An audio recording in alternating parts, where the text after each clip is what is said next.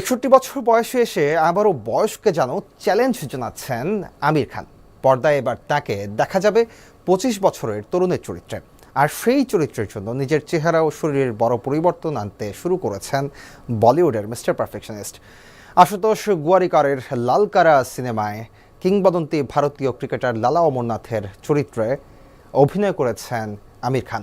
ভারতের স্বাধীনতার পর প্রথম টেস্ট অধিনায়ক লালা অমরনাথের জীবনের গুরুত্বপূর্ণ সময়কে কেন্দ্র করে নির্মিত হচ্ছে সিনেমাটি। গল্পের প্রয়োজনে লালা অমরনাথের তরুণ বয়সও তুলে ধরা হবে। আর সেই অংশে ২৫ বছরের তরুণের মতো দেখাতেই এবার ওজন কমাচ্ছেন ৬১ বছর বয়সী আমির। কঠোর খাদ্য নিয়ন্ত্রণের পাশাপাশি নিয়মিত শরীর চর্চা করছেন তিনি। চরিত্রের জন্য এমন শারীরিক রূপান্তর আমিরের কাছে অবশ্য নতুন কিছু নয়।